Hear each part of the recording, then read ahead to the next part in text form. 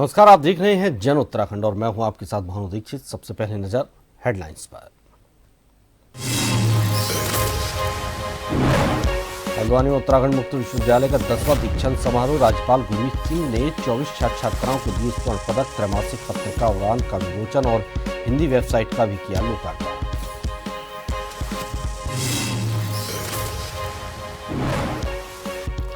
गिरधारी लाल साहू के खिलाफ एफआईआर की मांग को लेकर महिला कांग्रेस का हंगामा। बीजेपी विधायक विनोद चमोली का पलटवार। कहा, सुर्खियों में रहने के लिए किसी भी हद तक जा रहे हैं हरीश रावत। नेता प्रतिपक्ष यशपाल आर्य का बीजेपी पर हमला। धामी सरकार से उपलब्धियों का मांगा सार्वजनिक ब्यौरा। कहा, ये धर्म और जाति पर करते हैं राजनीति।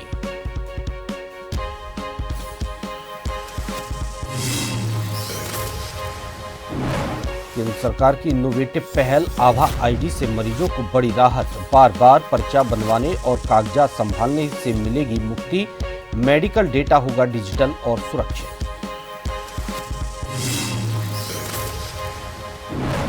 उत्तराखंड में 16 जनवरी तक शुष्क रहेगा मौसम। 17-18 जनवरी को चमोली, उत्तरकाशी और पिथौरागढ़ में हल्की बारिश की संभावना।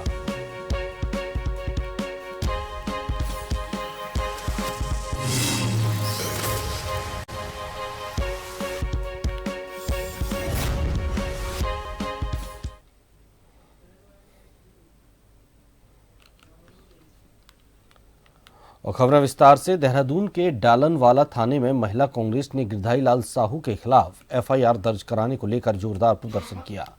देर शाम पूर्व मुख्यमंत्री हरीश रावत ने मौके पर पहुंचकर आंदोलन की कमान संभाली और पुलिस पर दबाव बनाया। इधर धर्मपुर विधायक विनोद चमोली ने हरीश रावत पर निशाना साधते हुए कहा कि वे सुर्खियों में रहने के लिए किसी भी स्तर पर उतर जाते हैं। चमोली ने आरोप लगाया कि रावत पद की गरिमा भूलकर निचले हथकंडे अपना रहे हैं। फिलहाल थाने में पुलिस और कांग्रेस कार्यकर्ताओं के बीच गहमागहमी बन रही है।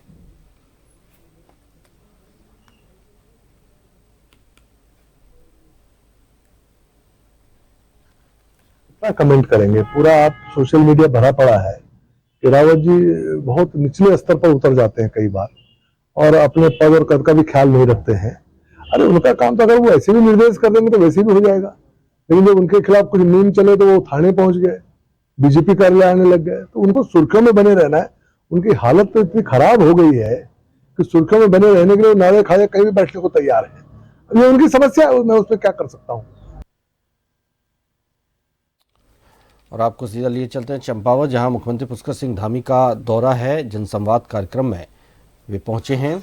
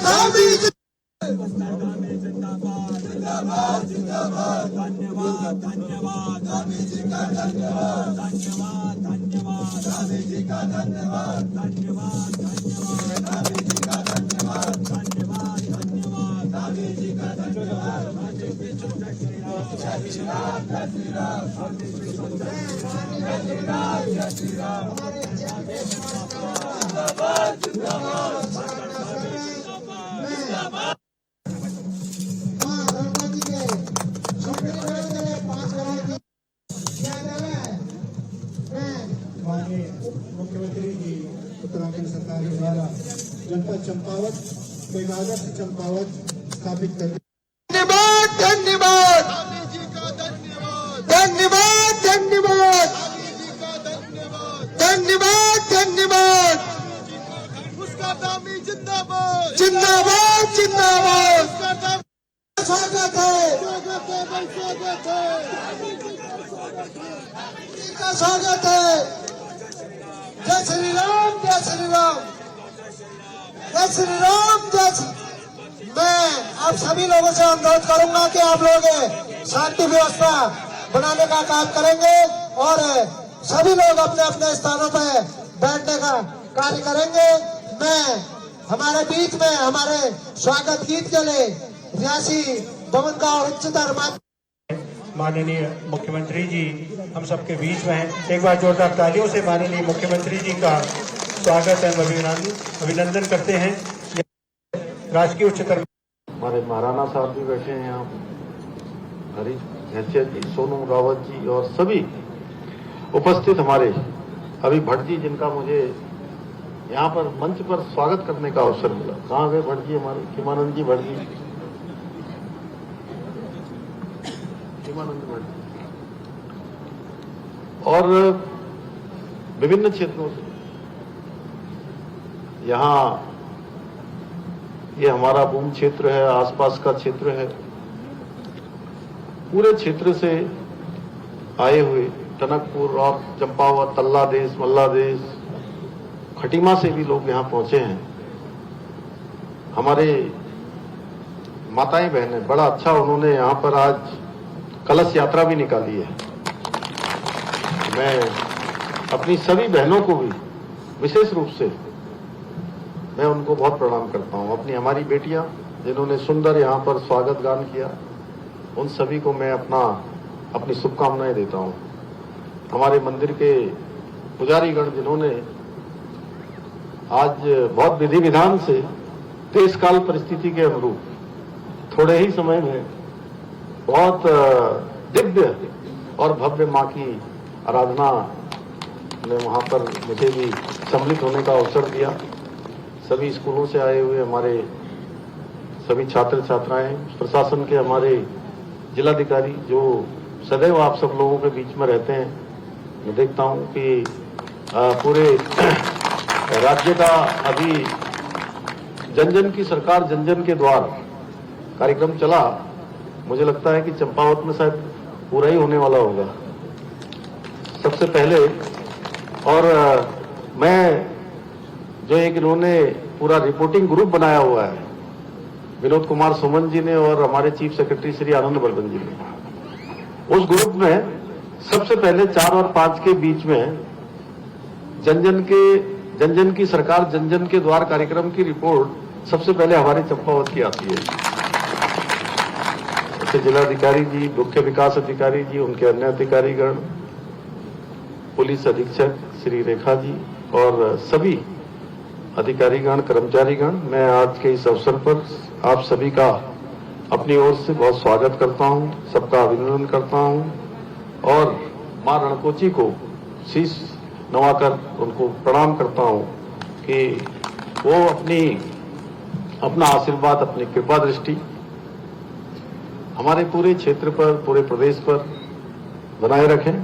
आज के अवसर पर मैं आप सभी को मकर संक्रांति की भी, मकर संक्रांति लोहड़ी भी होती है, अभी खटीमा जाएंगे तो वहां लोहड़ी वाले मिल जाएंगे सब। कई प्रकार के त्योहार है और हमारा विशेष रूप से उत्तरायणी, और आज कहीं कल हो रहा है, कहीं परसों भी हो रहा है, लेकिन आज से आप लोगों ने शुरू कर दिया है। रात से अभी गोविंद सामंत ने बताया कि यहाँ पर आज कलश यात्रा हो रही है और उसके बाद सांस्कृतिक कार्यक्रम होंगे, फिर गंगा स्नान होगा। तो मैं भगवतिया त्योहार के लिए सब उनको बहुत बधाई देना, बहुत बधाई। हमें बचपन में हम लोग कहते थे वो काले कौवा क्या, आजा आजा खाले भुक्ति माला खाले, काले कौवा आजा भुक्ति माला खाले।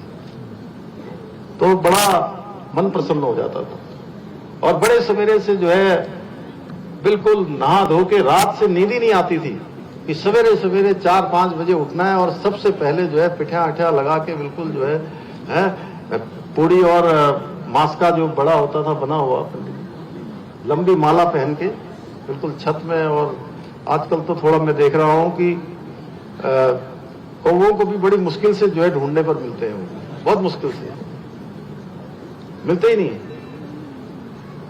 तो ये त्योहार हम सबका, ये हमारे लिए बहुत सांस्कृतिक हमारी विरासत है। ये मेरा सौभाग्य है कि आज मुझे मां रणकोची की इस पवित्र भूमि पर आप सब लोगों के बीच में आने का अवसर मिला है और जनसंवाद कार्यक्रम के माध्यम से चंपावत जनपद के मेरे सभी परिवारजनों से मिलने का भी सौभाग्य प्राप्त हुआ है। भाइयों बहनों, मुझे प्रसन्न। तो आप सुन रहे थे मुख्यमंत्री पुष्कर सिंह धामी को, जो चंपावत दौरे पर हैं। बहरहाल अब बढ़ते हैं खबरों की ओर। अंकिता भंडारी हत्याकांड को लेकर प्रदेश सरकार एक बार फिर सवालों के घेरे में आ गई है। रामनगर के लखनपुर चुंगी पर प्रगतिशील महिला एकता केंद्र की महिलाओं ने प्रदर्शन कर जुलूस निकाला। उन्होंने कहा कि यदि जनता सड़कों पर नहीं उतरती तो सरकार इस गंभीर मामले में कार्रवाई नहीं करती।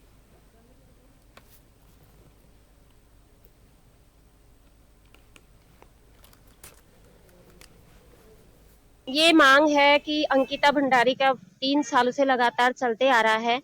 आज जब पूरे देश अंकिता भंडारी उत्तराखंड की नहीं रह के पूरे देश की अंकिता भंडारी लड़की रह गई है, तो इसकी मांग है कि जो सीबीआई महिलाएं रोड पे आई, पूरा उत्तराखंड रोड पे आया, तो पुष्कर धामी को झुकना पड़ा। तो उन्होंने खुद ही स्वतः बोला है कि मैं सीबीआई जांच के लिए मंजूर हूँ। तो हम ये पुष्कर धामी से ये कहना चाहते हैं कि सीबीआई जांच में हम ऐसी जांचों में हम संतुष्ट नहीं है। जो उत्तराखंड की जो महिलाएं हैं वो संतुष्ट नहीं है। निष्पक्ष जांच की जाए और जो सुप्रीम कोर्ट के जज हैं उनके साथ उनके अधीन में ये सीबीआई जांच की जाए, तभी अंकिता भंडारी को न्याय मिलेगा।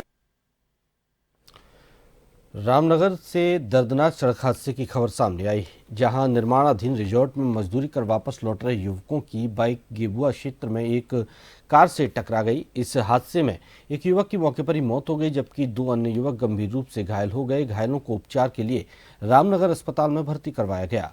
हादसे के बाद मौके पर मौजूद लोगों की मदद से घायलों को रामनगर अस्पताल पहुंचाया गया, जहां डॉक्टरों ने राकेश सिंह को मृत घोषित कर दिया। रामनगर कोतवाली प्रभारी सुशील कुमार ने बताया कि घायलों सचिन और हनी की हालत गंभीर बनी हुई है। मृतक राकेश सिंह गरीब परिवार से था और 4 भाइयों में सबसे छोटा बताया जा रहा है।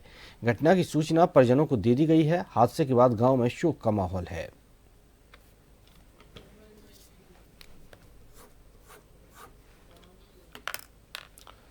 दून अस्पताल के चिकित्सा अधीक्षक डॉक्टर रविंद्र सिंह बिष्ट ने बताया कि आभा आईडी केंद्र सरकार की एक बेहद इनोवेटिव पहल है, जिसका उद्देश्य मरीजों के मेडिकल डेटा को डिजिटल रूप से सुरक्षित और सुव्यवस्थित करना है।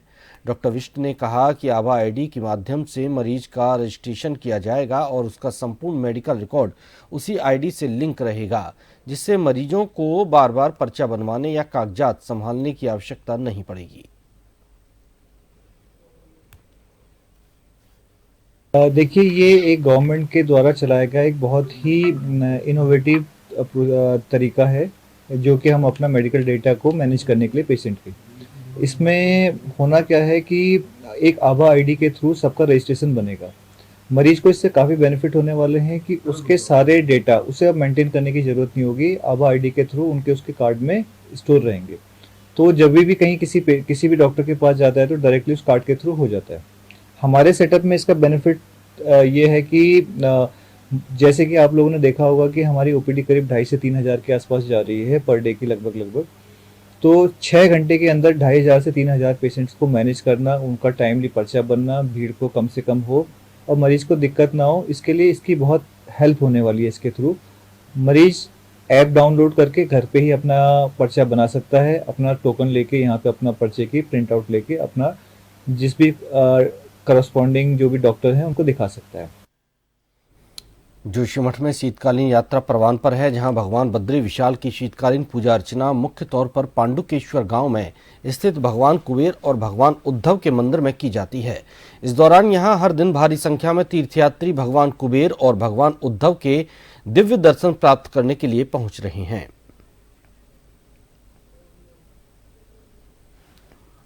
तो जी आया है हरियाणा से, वहाँ से कुछ सरपंच है, कुछ सेक्रेटरी है, आके हमको यहाँ पर भगवान जी के दर्शन करके बहुत ही अच्छा लगा। बहुत ये 6 महीने यहाँ पर विराजमान रहते हैं, उसके बाद ये बद्रीनाथ पहुँच जाते हैं। आप सबका यहाँ पर बहुत बहुत धन्यवाद।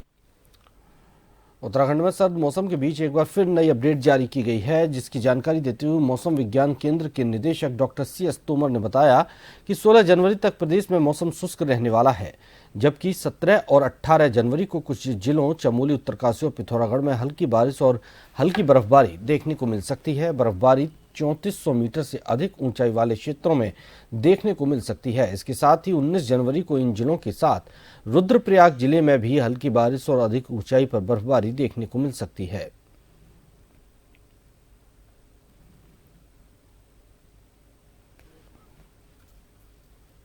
पश्चिमी विक्षोभ जो था वो नॉर्थ में इफेक्ट करके गया है JNK में खासतौर से। यहाँ तो आपको जो ये बादल दिखाई दे रहे हैं उसी के इफेक्ट की वजह से ये थोड़ा सा बहुत बादल है, लेकिन इसका कोई असर नहीं होने वाला है यहाँ पे, मतलब कोई बारिश या उसकी संभावना नहीं बन रही है।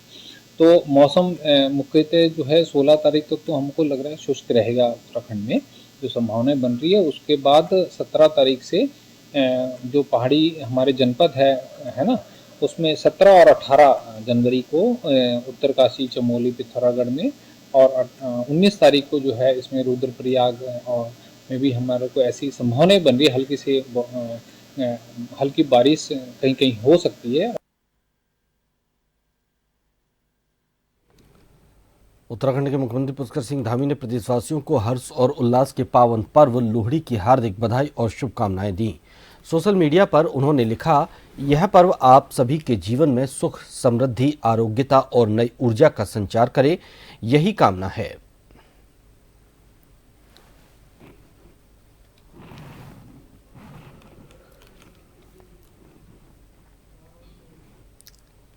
पूर्व केंद्रीय मंत्री अनुराग ठाकुर हरिद्वार दौरे पर हैं, जहां उन्होंने हर की पौड़ी में गंगा आरती की और देश प्रदेश की सुख समृद्धि और शांति के लिए प्रार्थना की। इस दौरान उनके साथ स्थानीय बीजेपी नेता और कार्यकर्ता मौजूद रहे।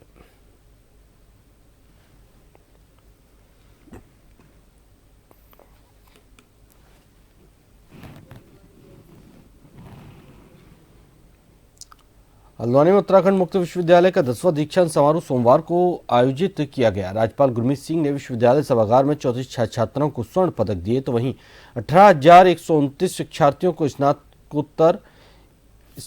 स्नातक और स्नातकोत्तर की उपाधि और 6 को PhD की उपाधि प्रदान की गई। इसके अलावा विश्वविद्यालय की त्रैमासिक पत्रिका उड़ान का विमोचन और विश्वविद्यालय की इंग्लिश के बाद हिंदी वेबसाइट का लोकार्पण भी किया गया। इस दौरान राज्यपाल ने सभी छात्र छात्राओं को शुभकामनाएं दी।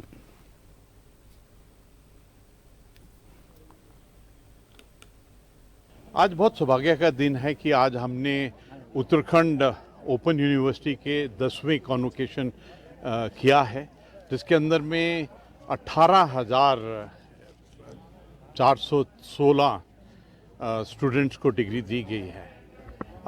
उनमें से 36 को गोल्ड मेडल और 4 को PhD दिया गया। ये एक बहुत सुंदर साधन है, ये ओपन और डिस्टेंस लर्निंग का। मुझे ऐसा लगा कि सचमुच में डिजिटाइजेशन का एक बहुत सुंदर पॉइंट है, जिससे कि हम अपने दूर दराज, स्पेशली उत्तराखंड के इलाके जो हैं, तो दूर दराज ग्रामीण इलाके, सोल्जर्स, महिला, विकलांग, उनके लिए एजुकेशन का एक बहुत सुंदर सिस्टम है। और मुझे बहुत खुशी है कि जो यहाँ का कैंपस नेटवर्क है वो यूनिवर्सिटी ने बहुत ही सुदृढ़ किया है। उत्तराखंड में सियासी माहौल एक बार फिर गर्मा गया है। कांग्रेस के वरिष्ठ नेता और नेता प्रतिपक्ष यशपाल आर्य ने भाजपा सरकार पर जनता के मूल मुद्दों से ध्यान भटकाने का आरोप लगाया है। उन्होंने कहा कि आज प्रदेश में ये सवाल उठ रहा है कि सरकार का असली एजेंडा क्या है, विकास, रोजगार, महंगाई और पलायन जैसे ज्वलंत मुद्दे, या फिर धर्म और जाति आधारित राजनीति। यशपाल आर्य ने भाजपा से उसके पूरे कार्यकाल की उपलब्धियों का सार्वजनिक ब्यौरा देने की मांग की और कहा कि कांग्रेस भी अपने कार्यकाल के कामकाज का हिसाब जनता के सामने रखने को तैयार है।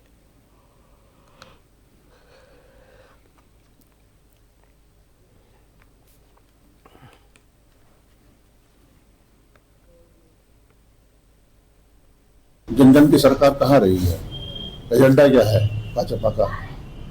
धर्म जाति पर आधारित एजेंडा है, विकास का एजेंडा है, रोजगार एजेंडा है, महंगाई एजेंडा है, पलायन एजेंडा है।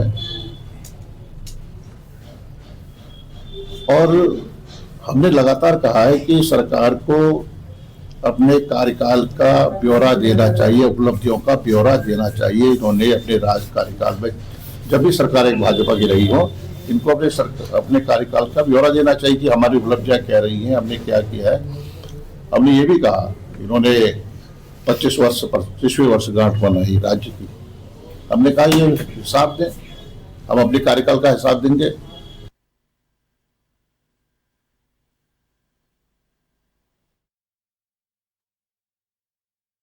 सुकृति का फूलमालाओं के साथ जोरदार स्वागत किया गया। इस दौरान उन्होंने भाजपा और कांग्रेस पर जमकर निशाना साधते हुए कहा कि ये दोनों वही पार्टियां हैं जिन्होंने उत्तराखंड राज्य निर्माण का विरोध किया था। भाजपा कांग्रेस सरकार ने बारी बारी से उत्तराखंड को माफियाओं का प्रदेश बना डाला। बाहरी लोगों का पूरे प्रदेश में सरकार के सहयोग से कब्जा हो चुका है। बेरोजगारी युवा बाहरी प्रदेशों में रोजगार की तलाश में भटक रहे हैं।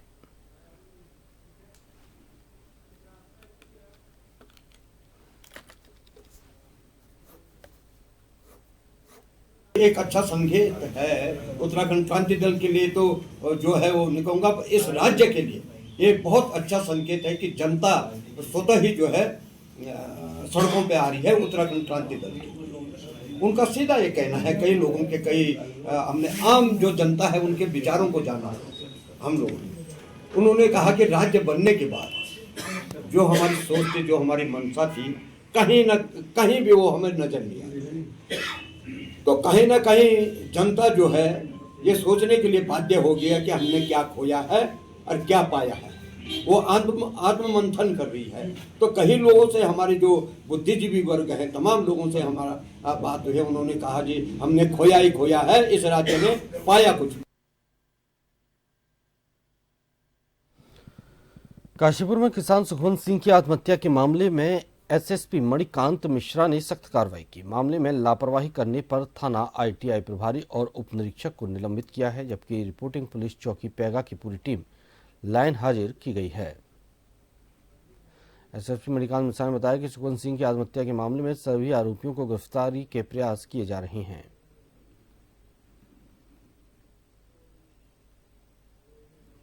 आईटीआई थाना क्षेत्र के सुखवंत सिंह के आत्महत्या प्रकरण में पुलिस कर्मियों द्वारा बरती गई लापरवाही को गंभीरता से लिया गया है। प्रथम दृष्टया दोषी पाए जाने पर थानाध्यक्ष आईटीआई और एक अन्य उप निरीक्षक को निलंबित किया गया है।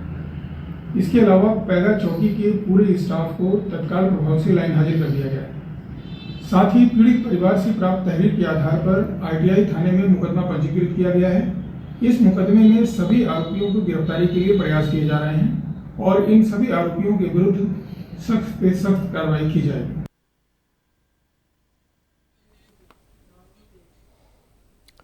उत्तराखंड में कड़ाके की ठंड और संभावित भारी बर्फबारी को देखते हुए राज्य आपदा प्रबंधन विभाग पूरी तरह अलर्ट मोड पर है। प्री मानसून और पोस्ट मानसून के इस दौर में शीतलहर से निपटने के लिए मार्च तक की रणनीति तैयार की जा चुकी है। देखिए एक रिपोर्ट। हिमालयी राज्य उत्तराखंड में शीतलहर का असर साफ दिखाई देने लगा है। ऊंचाई वाले इलाकों में पाले से जनजीवन प्रभावित हुआ है, जबकि मैदानी क्षेत्रों में घना कोहरा और ठंड लोगों की मुश्किलें बढ़ा रहा है। मसूरी, औली, नैनीताल, कौसानी, चोपता, धनोल्टी, मनुस्यारी, चक्राता, चमोली, उत्तरकाशी, पिथौरागढ़ का और रुद्रप्रयाग के ऊंचाई वाले क्षेत्र स्नो डेस्टिनेशन के रूप में जाने जाते हैं। बावजूद इसके इन स्थानों पर सामान्य बर्फबारी नहीं देखने को मिली है। इसके साथ ही केदारनाथ और बद्रीनाथ धाम में भी बर्फबारी का दौर जारी है। इन हालातों को देखते हुए राज्य आपदा प्रबंधन विभाग ने मार्च तक की ठोस कार्य योजना बनाई है। आपदा सचिव विनोद कुमार सुमन के मुताबिक पिछले 1 महीने से लगातार तैयारियां की जा रही हैं और जिला प्रशासन के साथ निरंतर समन्वय बना हुआ है।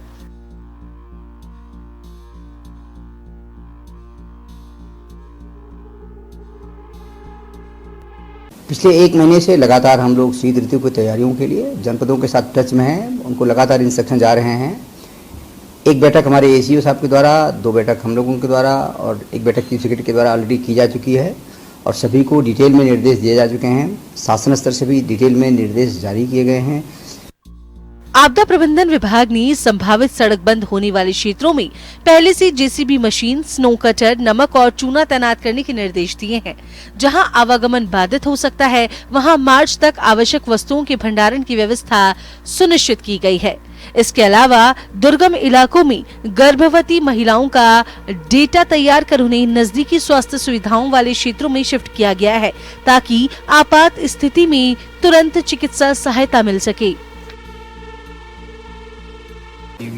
देखिए तैयारी हमारी पूरी है। जहाँ जहाँ सड़कें बंद होने की संभावना होती है वहाँ आवश्यक जो उपकरण हैं उसके लिए निर्देश दिए गए हैं। जहाँ जहाँ रास्ता बंद होने के कारण रोज़मर्रा की जो वस्तुएं हैं उसके समुचित भंडारण के लिए मार्च तक का भंडारण करने के लिए कह दिया गया जनपदों को। कहीं कहीं थोड़ी दिक्कत थी उसको भी दूर करने के लिए बोल दिया गया है।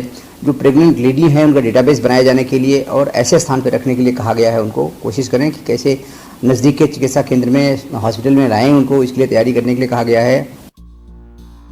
आपदा सचिव ने बताया कि मानसून के बाद का ऑफ सीजन आपदा प्रबंधन के लिए बेहद अहम होता है। इस दौरान जन जागरूकता, प्रशिक्षण और क्षमता विकास पर विशेष जोर दिया जा रहा है। इस साल करीब 1,90,000 लोगों को आपदा के प्रति जागरूक करने का लक्ष्य रखा गया है, जिनमें से अब तक 40,000 से ज्यादा लोगों को जागरूक किया जा चुका है। वित्तीय वर्ष के अंत तक ये आंकड़ा 2,30,000 तक पहुंचाने का लक्ष्य है। इस समय हमारा तैयारी का समय चल रहा है। जैसे इसमें हम लोग जोर दे रहे हैं कि जनपदों में लोगों को आपदा के प्रति जागरूक करने का, वो हम लोगों ने इस साल का जो लक्ष्य रखा है 1,90,000 का लक्ष्य रखा गया है। अब तक 40,000 से ज़्यादा लोगों को हम जागरूक कर चुके हैं।